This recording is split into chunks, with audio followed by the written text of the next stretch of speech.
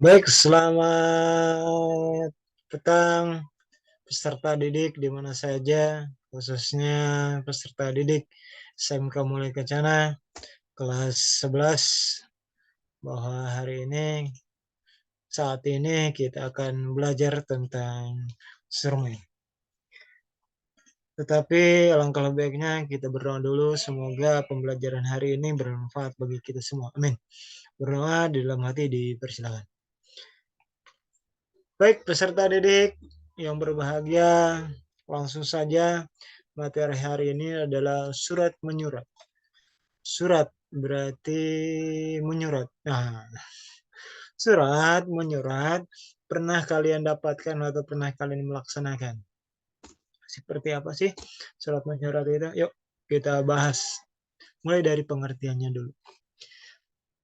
Surat itu apa sih? Bentuk tulisan betul. Alat komunikasi betul. Jadi apa surat itu? Surat adalah bentuk tulisan sebagai alat komunikasi. Kalau menurut para ahli bahasa, surat adalah selai kertas atau lebih di mana ditulisan di suatu helai kertas yang ditulis atas nama pribadi penulis dan alat komunikasi yang disajikan secara tertulis. Selanjutnya, menurut Kamus Besar Bahasa Indonesia edisi kedua, surat mempunyai arti kertas dan sebagainya yang tertulis secara kertas dan sebagai tanda atau keterangan atau sesuatu yang ditulis.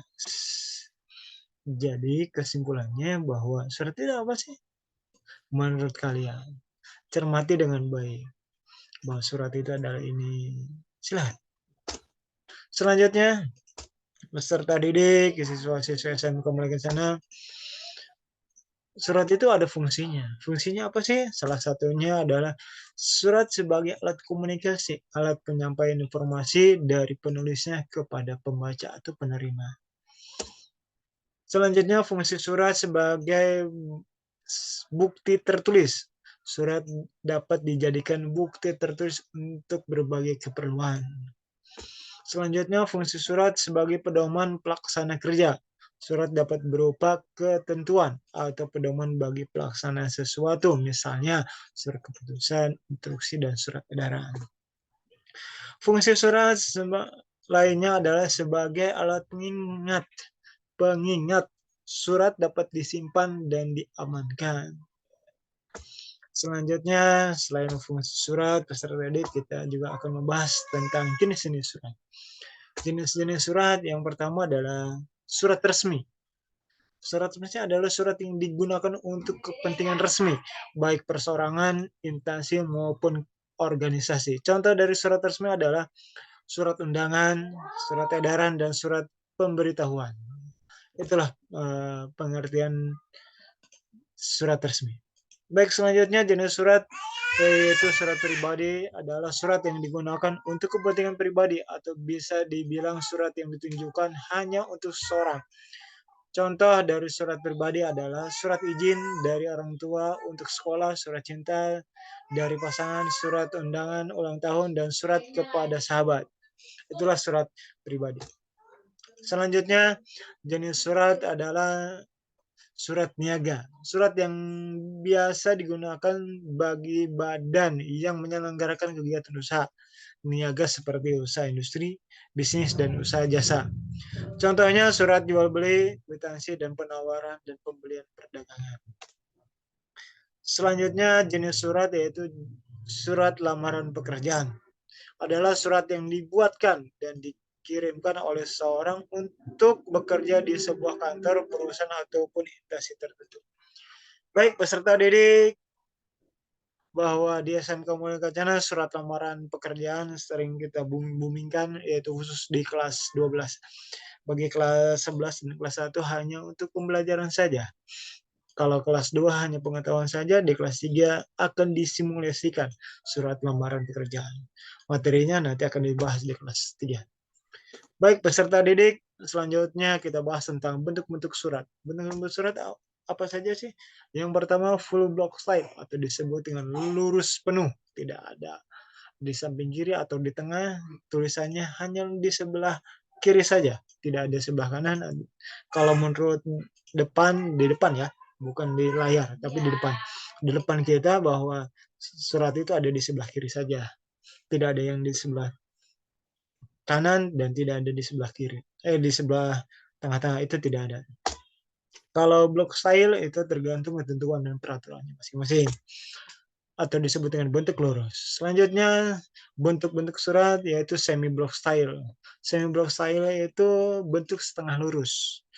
Itu mah kembalikan kepada peraturan dan ketentuan yang berlaku di perusahaan atau instansi tersebut. Seperti apa yang digunakan ya terserah, itu bagaimana teknisnya.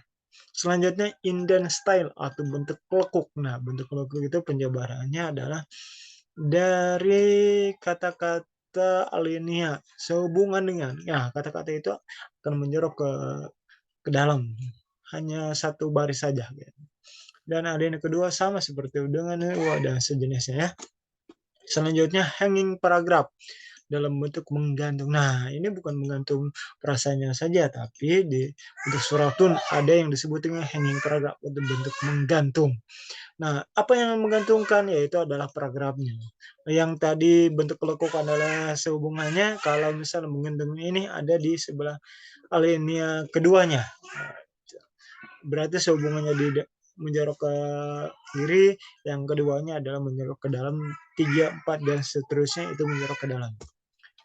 Official style atau bentuk resmi, nah ini sering digunakan oleh instansi-instansi tertentu. Jadi instansi itu punya ADRT, punya peraturan dan aturan tertentu tentang surat resmi karena di instansi dan pemerintah itu punya kode-kode masing-masing. Sama dengan SN Komunikasi juga. Baik, selanjutnya peserta didik, ada tugas untuk peserta didik. Tugasnya tolong dicatat ataupun disimak dengan baik-baik. Tugasnya silahkan materi tersebut, materi yang Bapak sampaikan apa sih? Gitu. Jadi kesimpulannya pengertian surat itu apa sih? Silakan. Silakan dan buatlah bentuk surat full block style yang kamu ketahui. Bentuknya seperti apa? Silakan. Mulai dari kepala surat, tanggal surat, perihal, dan sejenisnya sampai ke bawah yang kolom tanda tangan itu ya. Semoga kalian bisa mengerjakan dengan seksama, dengan baik. Selamat mengerjakan, semoga sukses selalu. Paling itu saja dari Bapak penyampaiannya. Semoga bermanfaat. Terima kasih banyak. Mohon maaf. Assalamualaikum warahmatullahi wabarakatuh.